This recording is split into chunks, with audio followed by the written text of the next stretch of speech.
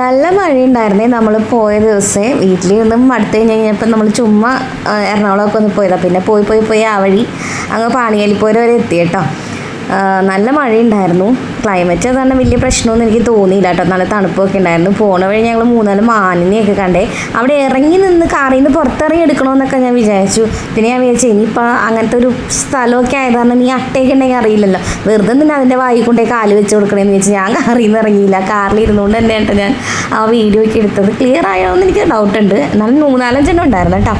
അത് കഴിഞ്ഞ് പിന്നെ നമ്മൾ കുറച്ചും കൂടി ചെന്നിട്ടാണ് പാണിയേലിപ്പോരിലെത്തുന്നത്. ഇതാണ് കേട്ടോ അതിൻ്റെ എൻട്രൻസ് വരുന്നത്. ടിക്കറ്റ് കൗണ്ടറും കാര്യങ്ങളൊക്കെ ഉണ്ട്. ചെക്കിങ്ങും ഉണ്ട് കേട്ടോ. അവർ പ്ലാസ്റ്റിക് ഒന്നും അലൗഡ് അല്ല. അപ്പോൾ അതൊക്കെ നോക്കിയിട്ടാണ് അവർ കയറ്റുള്ളൂ. പിന്നെ ഞങ്ങൾ ചെന്ന ദിവസം ഞാൻ പറഞ്ഞല്ലോ നല്ല മഴയുണ്ടായിരുന്നു. അവരോട് ചോദിച്ചപ്പോൾ അവർ പറഞ്ഞത് രാവിലെ 9 മണി വരെയൊന്നും കുഴപ്പമുണ്ടായിരുന്നില്ല. അതിനുശേഷം ഡാം ഓപ്പൺ ചെയ്തു. അതാണ് നല്ല കുത്തൊഴുക്കിലാണ് വെള്ളം വന്നത്. അതുകൊണ്ട് ഇറക്കുന്നില്ല, ഇറങ്ങി കാണാനുള്ള ഇതൊന്നും പറ്റില്ല. അതുകൊണ്ട് അത് നടക്കില്ല എന്ന് പറഞ്ഞിട്ടാണ് അവർ എൻട്രി പാസ് തന്നത് തന്നെ നമുക്ക്.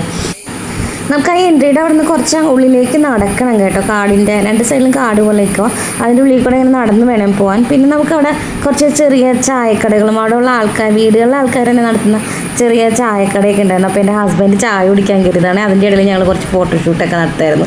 എൻ്റെ മോളും കണ്ടോ ഇത്. പിന്നെ പുള്ളി ചായയൊക്കെ കുടിക്കുമായിരുന്നേ. പിന്നെ അവിടെ നിന്നും കുറച്ചും കൂടി നടക്കണം. അതിൻ്റെ ഇടയിൽ ഫോറസ്റ്റിൻ്റെ ഇതിൻ്റെ ആണെന്ന് തോന്നുന്നു എനിക്ക്, ജംഗിൾ കഫേ എന്നും പറഞ്ഞുകൊണ്ടൊരു ചെറിയൊരു കഫേ സെറ്റ് ചെയ്തിട്ടുണ്ട് അവർ. അതിൽ ഉച്ചക്കലത്തെ ഊണും ചോറും മീൻ വറുത്തതും പിന്നെ കപ്പയും മീൻകറിയും ഐസ്ക്രീം അങ്ങനെയുള്ള കുറച്ച് സാധനങ്ങളൊക്കെ, ഫുഡൊക്കെ കുട്ടികളെയും കൊണ്ടൊക്കെ പോകുന്നുണ്ടല്ലോ. അപ്പോൾ അവർക്കൊക്കെ കഴിക്കാൻ പറ്റുന്നത് ഇതാണ് കേട്ടോ അത്.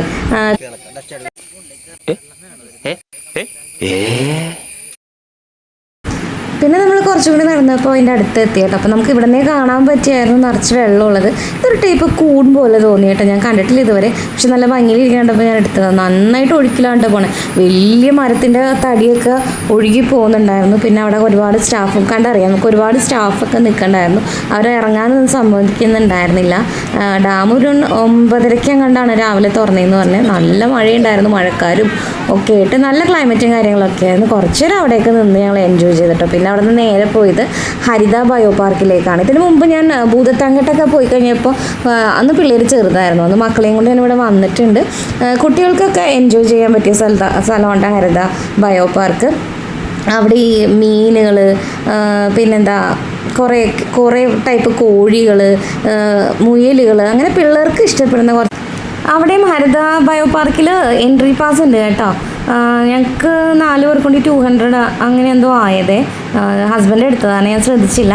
പിന്നെ കുറേ ഫിഷ് ഉണ്ട്, പല ടൈപ്പ് ഫിഷുകളുണ്ട്. അപ്പോൾ അതിനൊക്കെ നമുക്ക് ഫീഡൊക്കെ ചെയ്യാം. ഇതിൽ പിന്നെ കുറച്ച് കുഞ്ഞു എലികളൊക്കെ ആയിരുന്നു കേട്ടോ.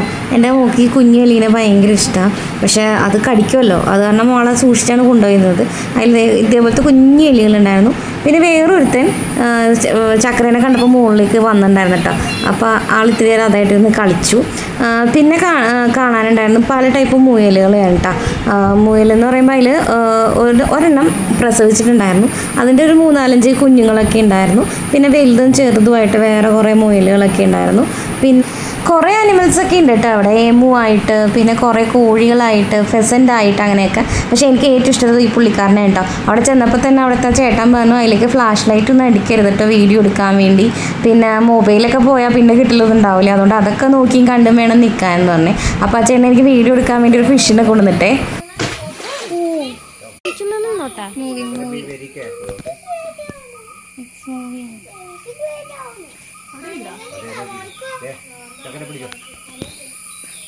ക്ലിയർ ആയിരിക്കണം കേട്ടോ.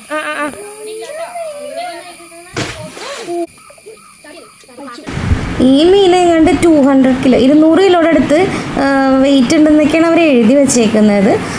പിന്നെ എന്താ 3 lakh rupeesനായിട്ടാണ് അവർ അതിനെടുത്തതെന്നൊക്കെ പറഞ്ഞത്. പിന്നെ ആൾ കുറച്ച് ഡേഞ്ചറസ് ആയതുകൊണ്ട് അധികം നേരം അവിടെ ചുറ്റിപ്പറ്റി നിൽക്കാനൊന്നും നിന്നില്ല. കാരണം ആ മീൻ എടുത്തതിൻ്റെ ഇടുപ്പ് തന്നെ എൻ്റെ ഹാർട്ടൊക്കെ ഏതാണ്ട് നിന്ന് പോകണമായിപ്പോയി. പെട്ടെന്നായിപ്പോൾ അതൊരു ഷോക്ക് പോലെ ആയിപ്പോയി എനിക്കത്. ആളിത്തിരി ഡേഞ്ചറാണ്. അവർ ഫ്ലാഷ് ലൈറ്റ് ഒന്ന് യൂസ് ചെയ്യുന്നതൊക്കെ പറഞ്ഞിട്ട് നമ്മളവിടെ നിർത്തിയത് തന്നെ. പിന്നെ മുയലും കാര്യങ്ങളൊക്കെ ആയിരുന്നു കേട്ടോ. പിന്നെ നമ്മൾ ടർക്കീനെയൊക്കെ കണ്ടിട്ടോ. ടർക്കി മാത്രമായിരുന്നില്ല, പിന്നെ ഈ കൊക്കോയൊക്കെ ഉണ്ടല്ലോ, അവിടെയൊക്കെ ഇഷ്ടംപോലെ കൊക്കോയുടെ കൃഷിയും കാര്യങ്ങളുണ്ടായിരുന്നു. പിന്നെ റംബുട്ടാൻ അത് ഇഷ്ടംപോലെ ഉണ്ടായിരുന്നു. നമുക്ക് വേണമെങ്കിൽ അവിടെ നിന്ന് പറക്കുകയൊക്കെ ചെയ്യാം കേട്ടോ. അതിൻ്റെ പേയ്മെൻ്റൊക്കെ കൊടുത്താൽ മതി. പിന്നെ കുറേ ടൈപ്പ് താറാവുകൾ, കുറേ കുഞ്ഞു കുഞ്ഞു ഫിഷുകൾ, പിന്നെ ഈ താമരയുടെയും മാമ്പലിൻ്റെയൊക്കെ കൃഷികൾ, പിന്നെ കുളത്തിലെ കുറേ മീൻ കൃഷി, കരിമീനും അതും ഇതൊക്കെ ആയിട്ട് അങ്ങനത്തെ കൃഷികൾ, പിന്നെ കുട്ടികൾക്ക് കളിക്കാനുള്ള പ്ലേ ഏരിയ, അങ്ങനെ ഒരു ഫാമിലിക്ക് പോയി അത്യാവശ്യം നല്ല രീതിയിൽ എൻജോയ് ചെയ്യാനുള്ള രീതിയിലെല്ലാം ഉണ്ടായിരുന്നേ. ഈ എമൂൻ്റെ അടുത്ത് അധികം നേരം ഞാൻ അടുത്തില്ല കേട്ടോ. പുള്ളി ഒരു ക്രൂരമായ ലുക്കിലാണ് നോക്കിക്കൊണ്ടിരുന്നത് വെച്ചത്. അപ്പോൾ ആ കമ്പി ചിലപ്പോൾ ഒന്ന് ചവിട്ടിന് പോന്നാലോ എന്ന് വെച്ചിട്ട് അതത്ര അടുത്ത് നിന്നില്ല. പിന്നെ ചെറിയൊരു മ്യൂസിയം, ഇപ്പോഴത്തെ കുട്ടികൾക്കൊക്കെ പഴയ കാലത്തിലെ സാധനങ്ങളൊക്കെ മനസ്സിലാക്കാൻ വേണ്ടി ചെറിയൊരു മ്യൂസിയം ഒക്കെ അവർ സെറ്റ് ചെയ്തിട്ടുണ്ട് കേട്ടോ. പിന്നെ അതിൽ എമൂൻ്റെ മുട്ടയൊക്കെ എടുത്ത് വെച്ചിട്ടുണ്ടായിരുന്നു. അപ്പോൾ എമൂൻ്റെ മുട്ടയുടെ വലിപ്പവും കാര്യങ്ങളൊക്കെ നമുക്ക് കാണാനൊക്കെ പറ്റി. അങ്ങനെ അത്യാവശ്യം നല്ലൊരു, കുട്ടികളെയും കൊണ്ട് പോയിട്ടുണ്ടെങ്കിൽ അവർക്ക് എൻജോയ് ചെയ്യാൻ പറ്റിയൊരു അടിപൊളി സ്പേസ് ആണ് ഹരിത ബയോ പാർക്ക് വന്നേക്കുന്നത്. പിന്നെ നമ്മൾ പോയത് ബുദ്ധ ബാമ്പു കുറച്ച് ഉണ്ടായിരുന്നു കേട്ടോ. അവിടെ എത്തിയപ്പോൾ കുറച്ച് ഞാൻ സ്പീഡായി, വേറൊന്നുമില്ല. പാമ്പിന് എനിക്ക് പേടിയൊന്നുമല്ല, എനിക്കിഷ്ടമല്ല. അത് കാരണം ഞാൻ കുറച്ച് സ്പീഡിലാണ് അതിനെ കൊണ്ട് പോയത്. നമ്മളിങ്ങനെ വെറുതെ അതുങ്ങളൊക്കെ ബുദ്ധിമുട്ടിക്കണമെന്ന് വെച്ചിട്ടുണ്ട്. അവിടെ എത്തിയപ്പോൾ ഞാൻ കുറച്ച് സ്പീഡിലാണ് നടന്നു പോയത് കേട്ടോ. ചുറ്റും ബുദ്ധ ബാമ്പൂസാണ് കേട്ടോ നിൽക്കുന്നത്. പക്ഷെ നല്ല രസമുണ്ടായിരുന്നു കാണാൻ, അതിനൊരു പ്രത്യേകതയൊക്കെ ഉണ്ടായിന്. അപ്പോൾ അതൊക്കെ ഇഷ്ടമായി. പിന്നെ അവിടെ നിന്ന് നേരെ ചെല്ലുന്നത് കുട്ടികളുടെ പ്ലേ ഏരിയയിലേക്കാണ് കേട്ടോ. അപ്പോൾ അവിടെ നേരം കുറച്ച് നേരം രണ്ടുപേരും കളിയൊക്കെ കഴിഞ്ഞിട്ട് പിന്നെ ഞങ്ങൾ നേരെ പോവുക ചെയ്തത്. അവിടെ കുറേ ഫ്രൂട്ട്സും കാര്യങ്ങളൊക്കെ ഉണ്ട് കേട്ടോ. അപ്പോൾ അവിടെ ഉള്ളൊരു എൻട്രി പാസ് എടുക്കുന്ന പയ്യനോട് ചോദിച്ചപ്പോൾ അവിടെ വേറെ എന്തെങ്കിലും കാണാനുണ്ടോ എന്ന് ചോദിച്ചപ്പോൾ പയ്യൻ പറഞ്ഞു അവിടെ ഒരു വ്യൂ പോയിൻ്റ് ഉണ്ട് ചേച്ചി, അങ്ങോട്ടൊന്ന് പോയി നോക്കാൻ പറഞ്ഞു. പിന്നെ ഞങ്ങൾ നേരെ ഇവിടെ നിന്ന് ആ വ്യൂ പോയിന്റിലേക്കാണ് കേട്ടോ പോയത്. നമ്മളിപ്പോൾ പുല്ലാനിപ്പാറയിൽ പോവുകയാണ്. മഴ പെയ്യുന്നുണ്ട്, 2 കുടകളുണ്ട് രക്ഷപ്പെട്ടി. വ്യൂ പോയിന്റ് ആണ്. കുത്തല്ലേ ആ കൊടക്കിട്ട് കുത്തിട്ട് ഭയങ്കര വെയിറ്റ് കൊടുക്ക്. ഇങ്ങോട്ട് നീങ്ങി അടക്ക്.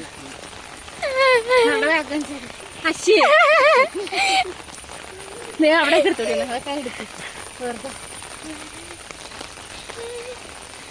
പുല്ലാനിപ്പാറയുടെ ടോപ്പിലെത്തിയപ്പോൾ ഒരു അമ്പലം ഉണ്ടായിരുന്നു. നല്ല അടിപൊളി വ്യൂ ആണ് കേട്ടോ. അവിടെ നിന്ന് നല്ല അടിപൊളി വ്യൂ പോയിന്റും ആണ്. പക്ഷേ അണച്ച് പണ്ടാറടങ്ങിയാണ് കേട്ടോ നമ്മൾ മുകളിലെത്തിയത്.